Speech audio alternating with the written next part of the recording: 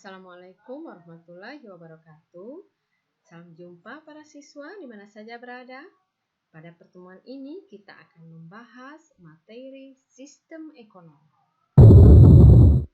Kompetensi dasarnya 3.2 menganalisis masalah ekonomi dalam sistem ekonomi. 4.2 menyajikan hasil analisis masalah ekonomi dalam sistem ekonomi. Indikator yang harus dicapai yaitu menjelaskan pengertian sistem ekonomi, mengidentifikasi macam-macam sistem ekonomi, menjelaskan kekuatan dan kelemahan masing-masing sistem ekonomi.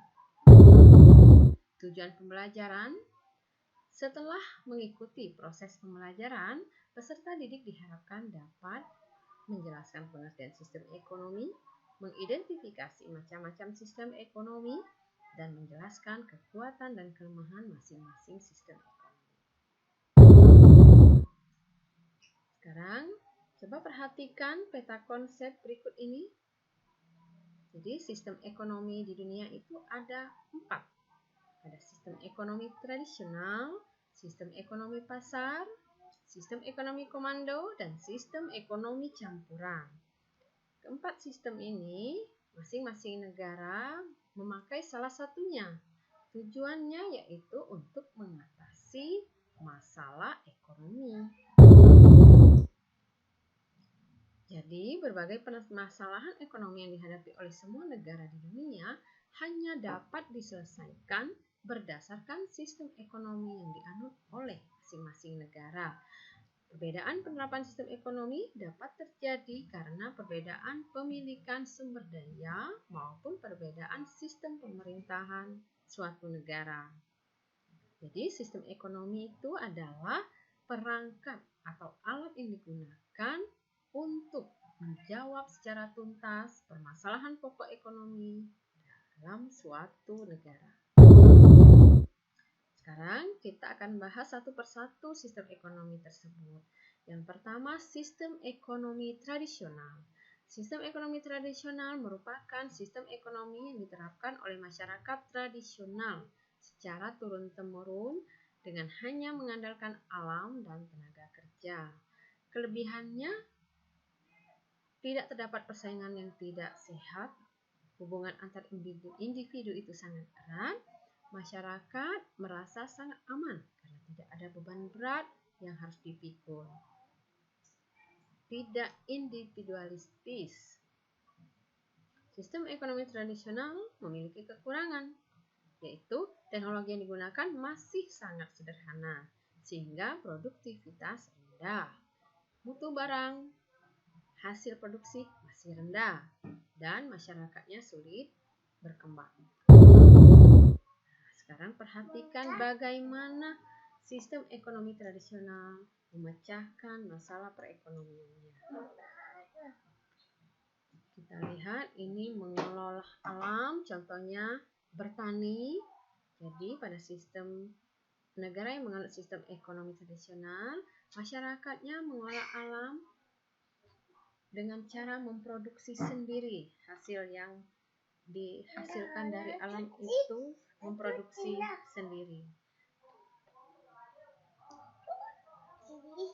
Kemudian setelah diproduksi, maka dikonsumsi untuk kebutuhan sendiri. Jadi saat ini sudah tidak ada lagi negara yang menganut sistem ekonomi tradisional, namun ada yang mirip. Di beberapa daerah pelosok seperti suku Baduy Dalam, sistem ini masih digunakan dalam kehidupan sehari-hari. Sistem ekonomi pasar. Sistem ekonomi pasar adalah suatu sistem ekonomi di mana seluruh kegiatan ekonomi mulai dari produksi, distribusi, konsumsi diserahkan sepenuhnya kepada mekanisme pasar. Kelebihannya yaitu bisa menumbuhkan inisiatif dan kreasi masyarakat. Setiap individu bebas memiliki sumber-sumber produksi, munculnya persaingan untuk maju, barang yang dihasilkan bermutu tinggi, efisien dan efektivitas tinggi. Namun, sistem ekonomi pasar juga memiliki kekurangan, yaitu sulitnya melakukan pemerataan pendapatan, cenderung terjadi eksploitasi kaum buruh oleh para pemilik modal, munculnya monopoli yang dapat merugikan masyarakat, dan sering terjadi gejolak dalam perekonomian. Oke, sekarang perhatikan bagaimana sistem ekonomi pasar dalam memecahkan masalah perekonomiannya. Ini sumber daya alam, contoh kedelai. Pada sistem ekonomi pasar, kedelai diproduksi dengan menggunakan mesin-mesin yang canggih. Tujuannya supaya bisa menghasilkan hasil produksi yang banyak dan maksimal, sehingga dapat dipasarkan, bukan hanya diproduksi sendiri, dikonsumsi sendiri, tapi juga bisa dipasarkan sehingga bisa memperoleh keuntungan. Sistem ekonomi pasar banyak diterapkan di negara yang beraliran liberal seperti Amerika, Hong Kong, dan negara-negara Eropa Barat. Selanjutnya yaitu sistem ekonomi komando. Sistem ekonomi komando adalah sistem ekonomi di mana peran pemerintah sangat dominan dan berpengaruh dalam mengendalikan perekonomian. Ya. Kelebihannya, pemerintah lebih mudah mengendalikan inflasi, pengangguran, dan masalah ekonomi lainnya. Pasar barang dalam negeri berjalan lancar, relatif mudah melakukan distribusi pendapatan, jarang terjadi krisis ekonomi. Namun, sistem ekonomi komando juga memiliki kekurangan, yaitu mematikan inisiatif individu untuk maju, sering terjadi monopoli yang merugikan masyarakat. Masyarakat tidak memiliki kebebasan dalam memilih sumber daya. Perhatikan bagaimana sistem ekonomi komando dalam memecahkan masalah perekonomiannya. Sumber daya alam dalam sistem ekonomi komando semuanya dimiliki dan dikuasai oleh negara. Kemudian sumber daya alam tersebut dikelola, diproduksi oleh pemerintah dan negara itu sendiri. Kemudian baru didistribusikan ke masyarakat oleh perusahaan milik pemerintah itu sendiri.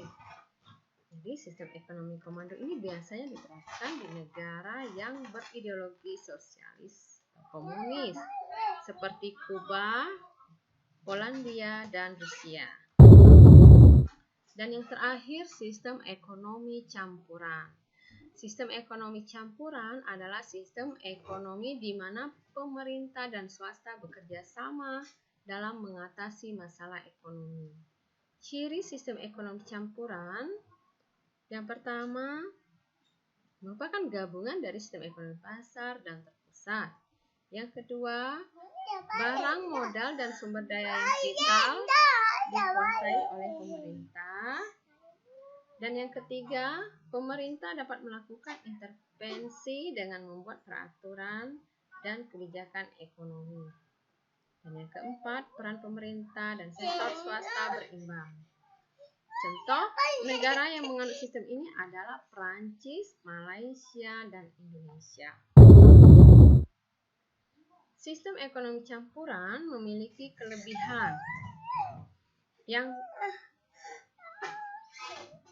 kelebihannya yaitu hak milik individu atas alat-alat produksi diakui meskipun ada pembatasan. Kemudian kebebasan untuk berusaha tetap ada.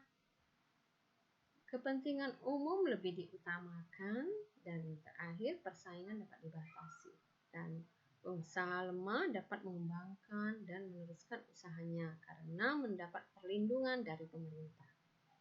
Nah, sistem ekonomi campuran ini juga memiliki kelemahan, yaitu sulit untuk menentukan batas wilayah antara kegiatan ekonomi yang diatur oleh negara dan yang boleh ditentukan oleh mekanisme pasar, sehingga kadang-kadang campur tangan pemerintah terlalu jauh.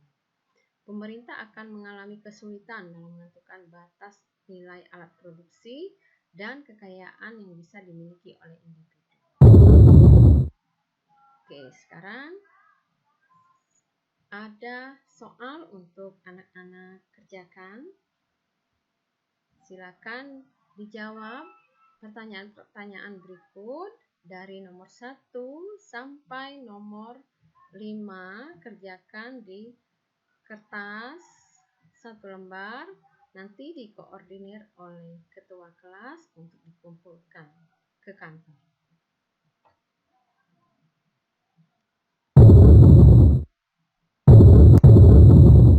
Oke, sekian materi kita hari ini. Terima kasih. Wassalamualaikum warahmatullahi wabarakatuh.